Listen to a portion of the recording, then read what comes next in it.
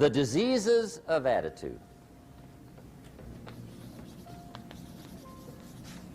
It's never that pleasant to talk about the negative, but we got to talk about it because life is part negative. These attitude diseases are like weeds that grow in the garden. It's a normal part of life. Here's a good phrase to note. Negative is normal. It's not successful, but it's normal. It's part of life. And here's the next key, in my opinion. You must learn to handle the negative. Don't ignore it. Handle it. Now, I know some people teach the other way.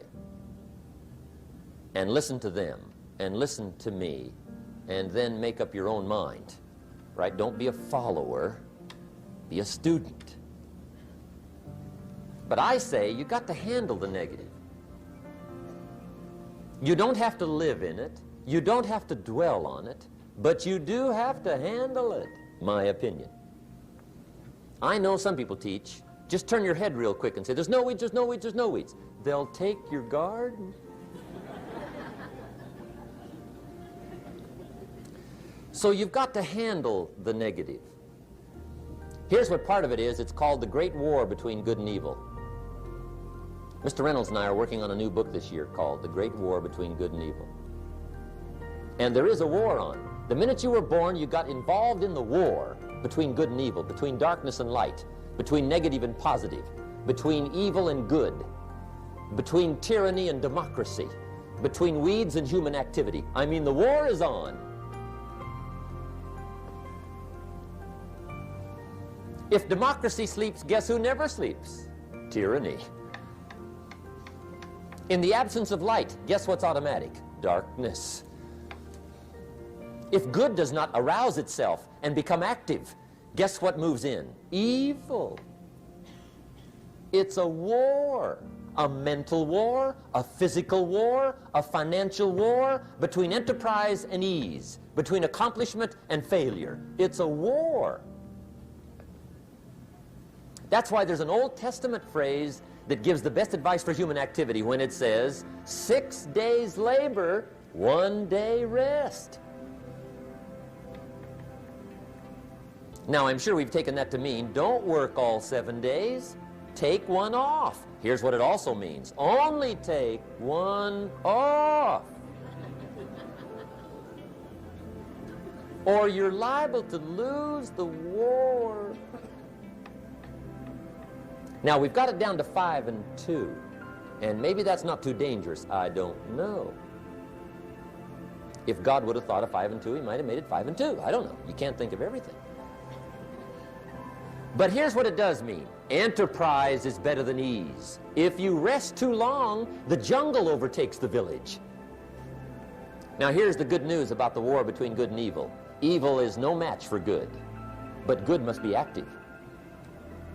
Weeds are no match for human activity, but if you stand still, how far in will they come? All the way. They'll grow right up around your shoes.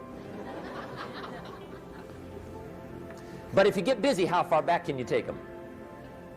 As far as you wish. They're no match, but you must be active. That's why the 6 and 1.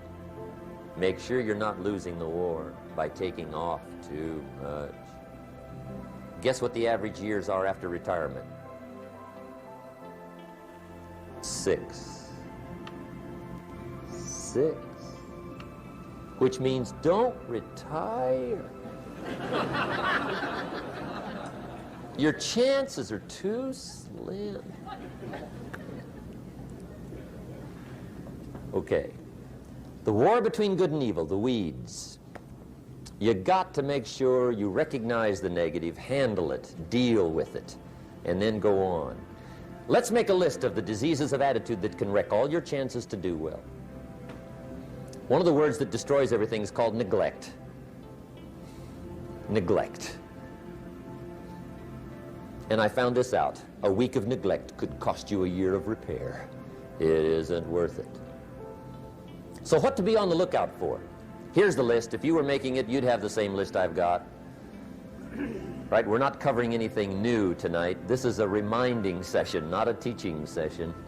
But it doesn't hurt to go over it again. Here's the list. Attitude diseases. Number one is indifference. The shrug of the shoulder. The guy's not even concerned. He's just drifting. This is called the mild approach to life. A disease known as mildness.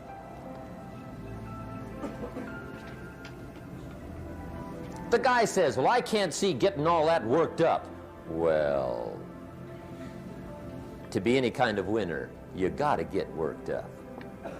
There's one problem with drift. You cannot drift to the top of the mountain. And the good Lord said in the closing chapters of the Bible, here's the best way to live, one way or the other. That's best. Hot or what's next best? Cold is next best to hot. Not the half-baked middle, lukewarm, not too hot, not too cold. What a sad way to live. I think what it means is pick a direction and go with everything you got. Just pick one and go. Somebody says, yeah, but what if it's the wrong direction? You'll find out quicker. It won't take you 25 years to wake up and say, oh no, I've been walking the wrong road. I told my staff the other day, next best to prosperity is adversity. If one doesn't get you, pray for the other. We all do better from one of two reasons, inspiration or desperation. And I don't wish anything bad on you tonight, but if you're not inspired, I hope a wagon comes down your rut. Whatever it takes to get you to try harder, read more, set your goals, and go for it. Somebody asked me one time, what quality would I pick if I wanted to work with somebody? And you know what I picked first? Number one, strong feeling. Please, number one, give me somebody that feels strong.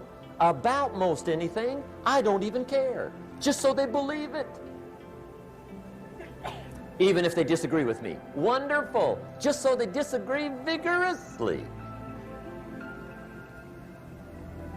I'm not saying it's easy to win those kind of people to your point of view, but I'd rather do that than to try to resurrect people from the dead. Pump them up every month, pump them up, pump them up. I pass.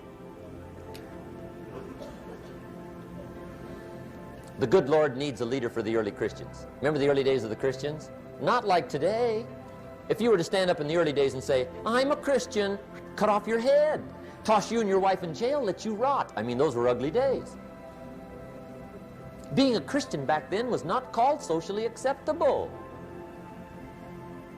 They didn't have 125,000 in the Los Angeles Coliseum to hear Billy Graham on a Sunday afternoon. Not back in those days. Back in those days when the Christians got in the Coliseum, it was a different story, right? I mean, the word was, stay out of the Coliseum, especially on Sunday. Last Sunday was Lions 33, Christians nothing. See, those were mean, tough struggle days for the Christians. Now, when the days are mean and tough and struggling, you got to have some kind of leader. Do you know who the good Lord picked for the leader when the days were mean and ugly? Saul. From Tarsus. That's who he picked, Saul. I'll tell you what, I would have picked him. You would have picked him. Anybody would have picked Saul. Saul was one of those incredible guys. Once he got into something, look out. Everybody in the community knew what Saul was in. Because whatever he joined, he'd flip all the switches, open up all the dials, turn on all the faucets, and go like mad. He was known as All-Out Saul. I mean, he was something else. Now, at first, it wasn't working out well. Saul hated Christians, which makes a poor leader, right? I mean, that won't work. Saul got this bug somewhere about the Christians. He got to hating Christians. And he hated them so bad, every time somebody would say Christian, he'd fly into a rage. And I guess he decided one day, it was his mission in life to get rid of all the Christians. He was Saul anyhow, could do most anything he wanted to. So he got him these letters of authority to go around to the various communities and hunt down the Christians. They said, do whatever you want to with them, Saul. They're unpopular anyhow. Drag them in the streets, whip them, stone them, torture them, kill them. You mention the name Saul from Tarsus to the early Christians. I'll tell you what they would do. They would run, hide, lock the doors, leave town, dive underground. I've been in the catacombs of Rome where they hid. He was mean. I mean, terribly mean. But remember the story? One day Saul's making it for Damascus. Heard about some new Christians, flies into a rage, takes off for Damascus. And the story said he was angry. There's a little sentence in the story that says, on his way to Damascus, he was breathing out threatenings and slaughter, which meant he felt rather strong about the idea, right? That's strong, that's strong. But on this journey, right, according to the story, as Saul was making his way to Damascus, the good Lord looks down out of heaven and says, there's my man, Saul. He's got to be something else. And according to the story, this great light shines out of heaven, knocks him flat, right off his horse, grinds his face in the dirt, and blinds him for 3 days. The good Lord using recruiting tools we can't use, but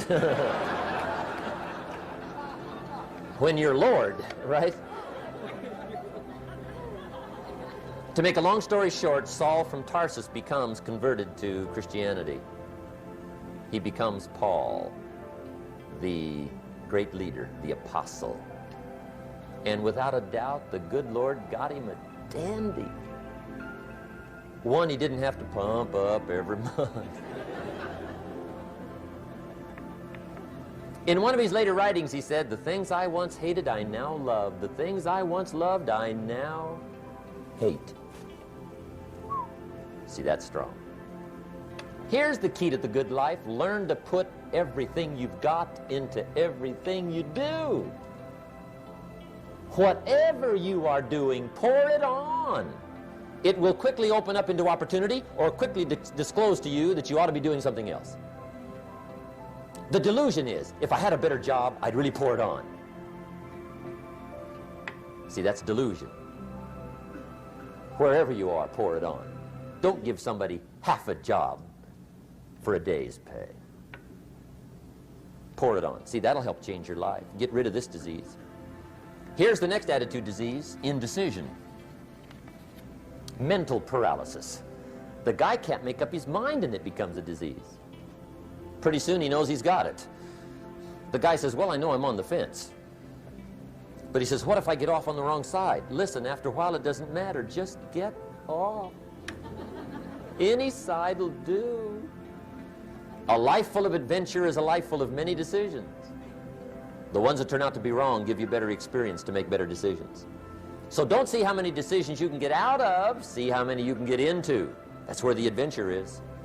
So shake off this disease, indecision. The next one is doubt. Doubt's like a plague.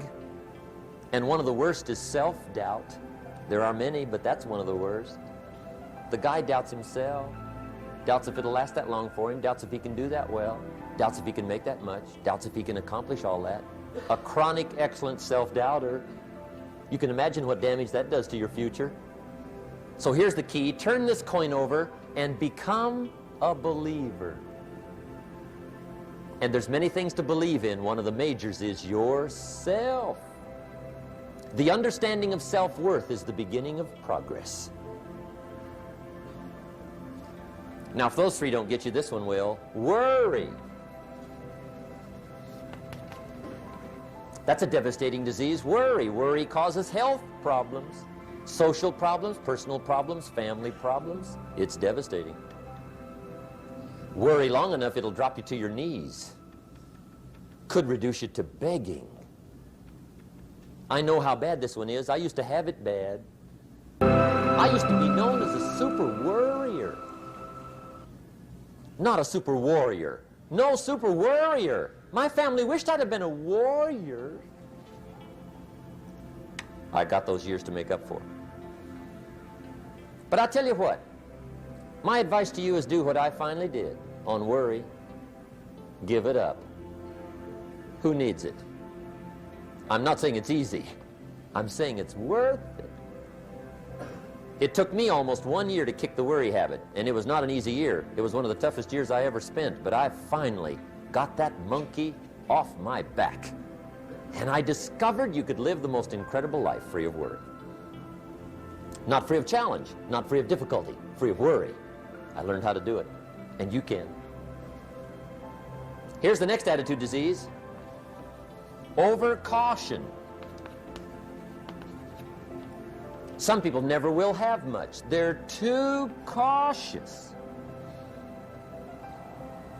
Now, you can also be too reckless, but you can also be too cautious. This is called the timid approach to life. And my caution was always the risk. Risk used to drive me right up the wall. I used to say, what if this happens? It's called the language of the poor.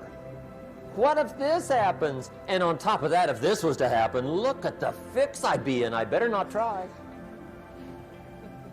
I could always ace myself out. Then I'll tell you what changed my whole life when I finally discovered it's all risky. The minute you were born, it got risky. If you think trying is risky, wait till they hand you the bill for not trying. If you think investing is risky, wait till you get the tab for not investing. See, it's all risky. Getting married is risky. Having children is risky. Going into business is risky. Investing your money is risky. It's all risky.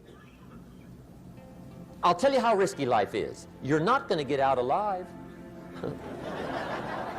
That's risky. The Englishman says, well, if that's the way it's going to work out, let's give it a go. Right, that's what it's for. Give it a go. Somebody says, yeah, but I'm looking for safety and security. Fine, then huddle in a corner. We'll cover you with a sheet, bring you 3 meals a day. And we'll protect you, feed you, look after you, care for you. We won't let anything happen to you, and you'll probably live to be 100. The guy said, well, yeah, I'd live to be 100. But what a way to live. Right. What a way to live, safe and secure. Don't ask for security. Ask for adventure. Better to live 30 years full of adventure than 100 years safe in the corner. And see, it's not important how long you live. What's important is how you live. Here's the next attitude disease. We're almost through with this motley list. In fact, we're almost through. Hang on. The next one is pessimism. Pessimism, the deadly disease of always looking on the bad side, the problem side, the difficult side, checking all the reasons why it can't be done. The poor pessimist leads an ugly life. He doesn't try to figure out what's right. He tries to figure out what's wrong. He doesn't look for virtue. He looks for faults. And when he finds them, he's delighted. How ugly. This is the poor guy who looks through the window, doesn't see the sunset. He sees the specks on the window.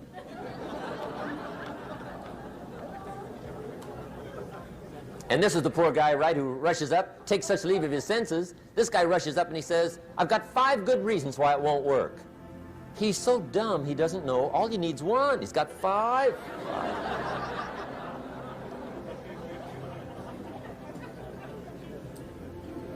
To the pessimist, the glass is always half empty. To the optimist, the glass is half full. Why would the same measure affect people 2 different ways? Answer, it all depends on how you look at it. Our lives are mostly affected by the way we think things are, not the way they are. The way we think they are affects us most. There's a subject we don't have time to get into tonight called better thinking habits. One of the major things Shove taught me when I met him, he said, poor thinking habits keeps most people poor. Not poor working habits. Most people work hard, but they don't think hard. And Shove taught me that the mind is like a factory, a mental factory. And whatever you think about all day long pours ingredients into this mental factory. And that's what builds the economic, social, financial fabric of your life. He quoted me a Bible phrase that says, as you think, so you become. How awesome. When he talked about poor thinking habits, he had me. I used to start the day reading the morning newspaper. I mean, you can believe that or not. I'd get a cup of coffee and read the paper. I'd load up on wars and riots and murders and stabbings and killings and bank robberies and muggings and car wrecks and tragedies. I'd even read the back pages. I seem to like that stuff for some weird reason. I'd load up on all that, and then I'd start the day. You can imagine the kind of days I used to have. You walk around on your financial knees. They call you economic peewee.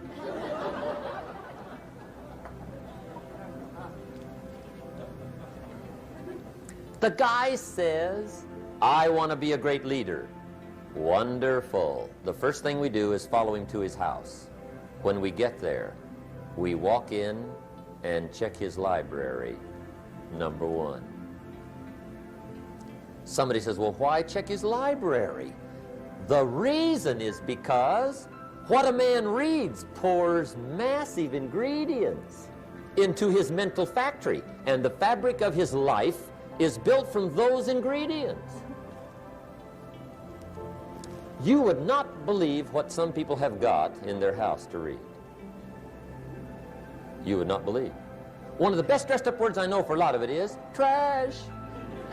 Can you imagine dumping a barrel of trash into this mental factory every day and coming out with a rich, dynamic, positive life? It can't be done. You might as well try making a cake with cement. The kids back in Danbury, Connecticut, high school, they're asking me questions one day. I'm talking to the kids. Kids got good questions these days. One of them said to me, Mr. Rohn, how do you build the good life? I said, it's simple. It's not easy, but it's simple. Here's how you build anything. Select the right ingredients, keep out the wrong ingredients, and it starts with thought. Everything starts with thought. So you must be wise and careful what you think about, because that starts everything. You got to be wise and careful. I asked the kids, what would happen if somebody dropped sugar in my coffee? They said, well, you'd be okay. I said, what if somebody dropped strychnine in my coffee? They said, well, you'd be dead. I said, correct. Lesson one, life is both sugar and strychnine. You gotta be careful. I said, what if my worst enemy drops in the sugar? They said, will you be okay? I said, what if my best friend, even by accident, drops in the strychnine? They said, well, you'd be dead. I said, correct. Lesson two, watch your coffee.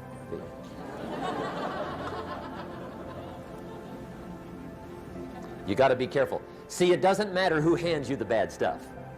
It doesn't matter where you get the bad stuff. It'll still do its damage on your bank account, wherever you get it.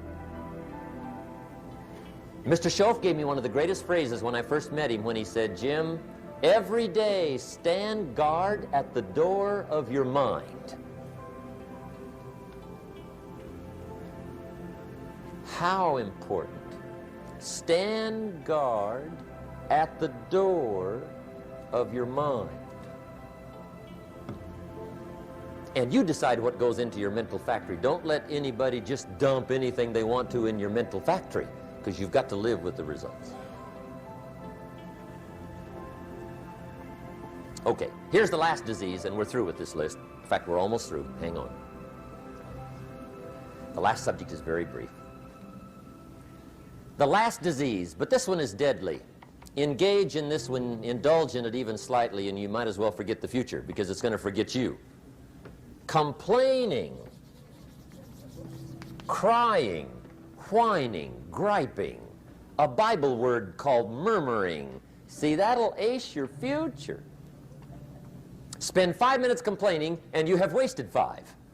And you may have begun what's known as economic cancer of the bone. Surely they will soon haul you off into a financial desert and there let you choke on the dust of your own regret. I hope I said that well, so you won't forget. It's a deadly disease. If you don't think it's bad, ask the children of Israel of Old Testament fame. Typical of us all, their story just happened to get in the book. Story says children of Israel were slaves. God performed a series of dazzling miracles and got them out. And now they're heading for the promised land. Remember the story? Heading for the promised land. Tragedy of the story, they never got there. Reason: from day one, they started to complain. They griped about the water. They griped about the weather.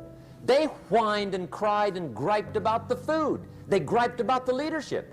They whined and cried because it was too far, too cold, too hot, too difficult, too miserable. I mean, they whined and cried for years. Finally, God said, "I've had it, trip canceled." Or something like that. The story says they died in the desert, never got to the promised land. Which I think means two things. Indulge in this long enough, you get your future canceled. And I guess it also means even God himself can only take so much.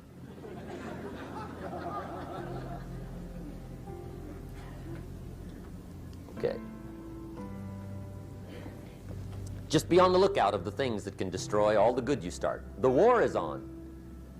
And this evening, tomorrow, mentally, personally, socially, economically, you got to make sure you're winning the war. And this is part of it.